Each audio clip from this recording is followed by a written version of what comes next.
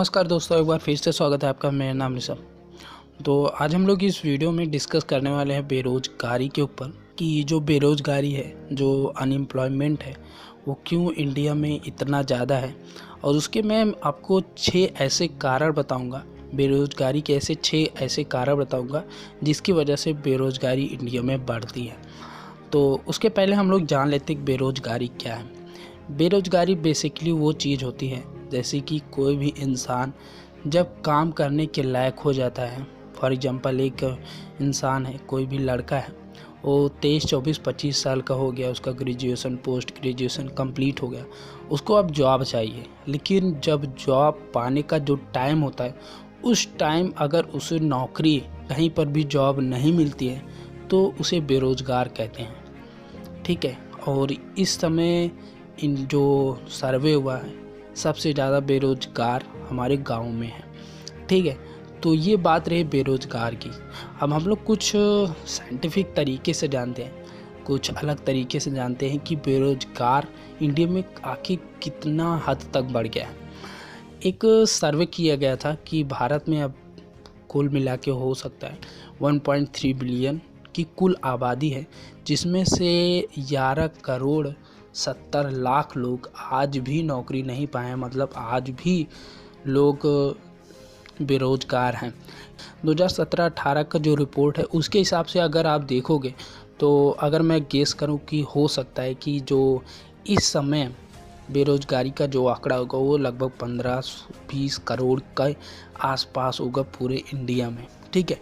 तो इस कदर से बढ़ गया है हमारे देश में बेरोज़गारी।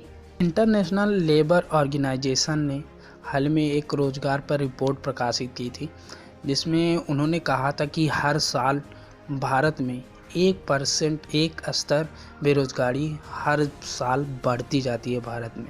ये तो बात रही कि भारत में कितने अभी बेरोज़गार हैं। और सबसे मेन इम्पॉर्टेंट जो मैंने आपको वीडियो के शुरू में बताया था कि 6 ऐसे कौन से कारण हैं जिसकी वजह से बेरोज़गारी बढ़ रही है भारत में। तो उसमें से जो सबसे पहला कारण है वो सरकारी नौकरी है। सरकारी नौकरी के पीछे लोग, जो अभी के युवा हैं, वो सरकारी नौकरी के पीछे 40 साल तक मेहनत करते हैं, लेकिन फिर भी उनको उसमें सक्सेस नहीं मिलता है। और जो सक्सेस रेट होता है 2.5% ही इस समय भारत में है सरकारी नौकरी के पीछे। तो ये एक बड़ा कारण हो सकता है। जो दूसरा एक बेसिक सा कारण है वो सरकारी नौकरी का जो समाज में इज्जत है, जो बहुत ही ज़्यादा इज्जत दी जाती है जो सरकारी नौकरी करती हैं। इसी के चक्कर में आके लोग सोचते हैं कि हमें भी सरकारी नौकरी करनी चाहिए, लेकिन ये नहीं सोचते हैं कि उन्हें इसमें कितना % सक्सेस रेट मिल सकता है, कितना % सक्सेस हो सकते हैं।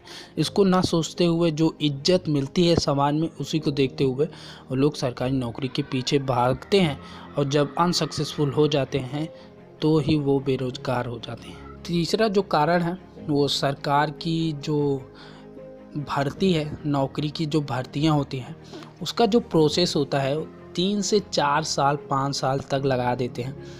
अगर आप यूपी में रहते हो, बिहार में रहते हो, जो थोड़ा आउट एरिया में पड़ जाते हैं, वहाँ पे अगर कोई भी सर्वे किया गया था, वहाँ पे अगर कोई भी नौकरी निकलती है, उसकी भर्ती निकलती है, वहाँ से अच्छे से तो एग्ज़ाम हो जाता है, लेकिन जो उसका सिलेक्शन होता है उसमें आपको 10 साल 5 साल 6 साल 4 साल ऐसे लग जाता है उसका, मतलब उसका रिज़ल्ट आने में, क्योंकि कोर्ट में उसका केस चलने लगता है, किसी न किसी कारण से विवाद हो जाता है। उसकी वजह से जो इसका जो प्रोसेस है, सरकार का जो प्रोसेस है सरकारी नौकरी के लेकर, वो बहुत ही धीमा है। इसकी वजह से भी लोग टूट जाते हैं, उसके बाद वो बेरोज़गार हो जाते हैं। जो मैं आपको चौथा कारण बताने जा रहा हूँ वो एकदम ट्रेडिशनल है, मतलब बहुत ही पुराने समय से होता आ रहा है। जो सरकारी नौकरियां होती हैं उसमें ज़्यादातर उन्हीं का सिलेक्शन होता है जो नेता के बेटे होते हैं, या बड़े लोग के बड़े घर से होते हैं, या उनके पास पैसा होता है।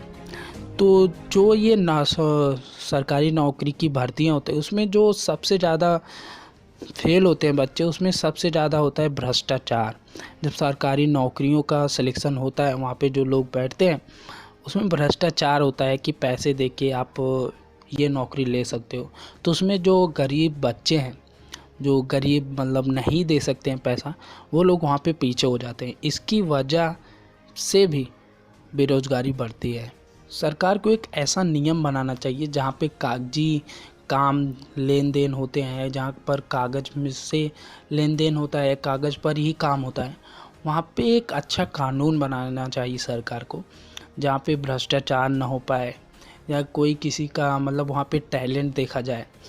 तो हो सकता है कि जो बेरोज़गारी है वो कम हो जाए, क्योंकि जब टैलेंट देखा जाएगा, जो छोटे छोटे घर से होते हैं जिनके पास टैलेंट होता है, वो जब आगे बढ़ेंगे तो जो बेरोज़गारी है वो कम होगी।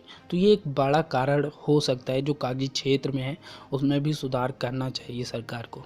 और छठवां जो कारण है वो आप मुझे कमेंट बॉक्स में बता सकते हो कि आप अपनी तरफ से बता सकते हो कि छठा ऐसा कौन सा कारण हो सकता है जिससे बेरोज़गारी इंडिया में बढ़ती है।